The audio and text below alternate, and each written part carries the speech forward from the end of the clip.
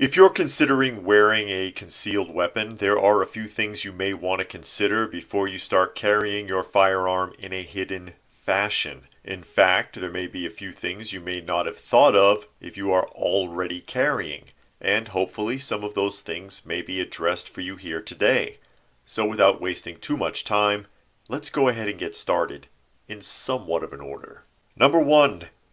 Choose your weapons. Most gun ranges have a selection of firearms that you can rent to test fire. I recommend doing this and experimenting with which type of firearm feels most comfortable to you before committing to purchasing a firearm that will be committed to concealed carry in the first place.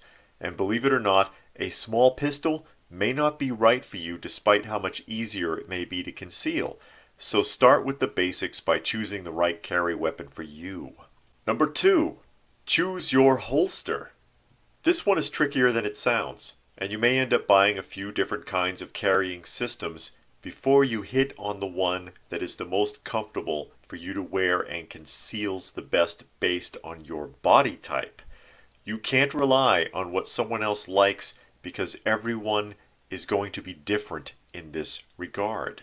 Number 3, test it out first. You've got your new carry gun and you've figured out your new holster, but you may not be quite ready to wear it yet. If you're not used to it, wearing a carrying gun can be uncomfortable. It would be a benefit to you to wear it around the house for a while until you get comfortable. This is the time for you to determine if you've got the right holster and even if you have the right weapon for you. You can get a good sense of how it moves and shifts with your body and if it will move or be exposed if you sit down. Experiment with it at home before taking it into the streets.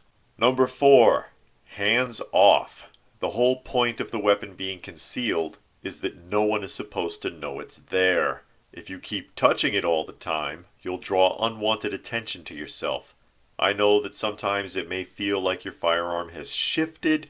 If so, then you need to check it in a more private location, not where you can be seen. Number 5, practice, practice, practice. Actually train with your new weapon and holster. Test your new system. Go to the range and practice the draw from concealment and practice wearing different types of clothing. It will be different for you to pull from under a sweater than from a jacket or a t-shirt and so on. Test yourself in different scenarios and under different firing conditions. Number 6, keep it to yourself. Again, the idea of having a concealed weapon is to keep it hidden. That means that people shouldn't know about it, period. Outside of immediate family and perhaps a very close friend, no one should be aware that you are even carrying.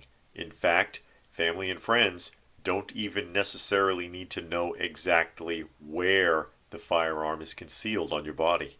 Number 7, stay alert. Don't allow yourself to be distracted. If you're buried in a smartphone all day, then any hostile situations that may arise will get the drop on you. The idea of carrying a concealed weapon is so that you can be prepared for a life or death emergency.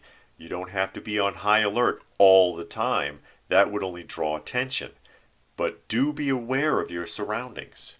Number 8, chamber that round. A lot of people who are new to the concept of concealed carry are nervous about walking around with a round in the chamber, primarily because they are afraid it will accidentally go off, a stigma that many people have based on what they've seen on TV and in the movies.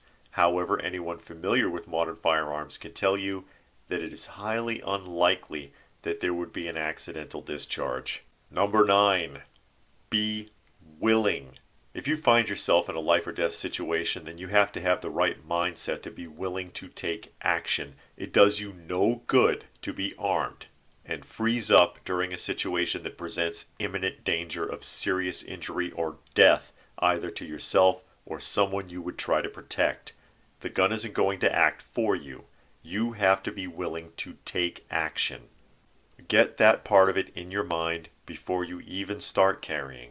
And number 10, know the law. Every state has different laws and regulations when it comes to carrying a firearm, concealed or otherwise. In fact, it can change not only from state to state, but from county to county in many cases, depending upon how strict the gun laws are in that state. Know what the rules are where you live, and know what the rules are in the places you plan to travel to if you plan on bringing your sidearm with you. And that includes any states you may be traveling through to get to your destination. And you just knew I had one more for you, didn't you? Call it number 11 if you will. Don't change the settings. That is, keep your carry gun completely factory stock issue. Don't make any changes to it. There are two very good reasons for this. Number one, the manufacturer went through a lot of trouble to perfect that firearm for performance. And two, and most importantly, if you find yourself in a situation where you need to use your gun, you will likely end up in court defending yourself yet again. Only this time against the district attorney who will argue that you were a wannabe murderer in waiting, and his proof will be any modifications you made to your weapon to improve it or even to change its appearance. Don't let a district attorney make an example out of you to further his career.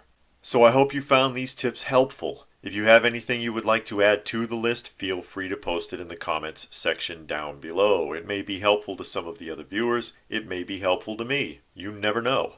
Please do give the video a thumbs up, easiest way to show your appreciation. If you would like to show your appreciation in a different way and help out the channel, there are links for that down below as well. Remember, please do share the video if you can and subscribe if you are new. And be sure to check out some of the other videos for more interesting content. That being said, as always, stay frosty folks, and thanks for watching.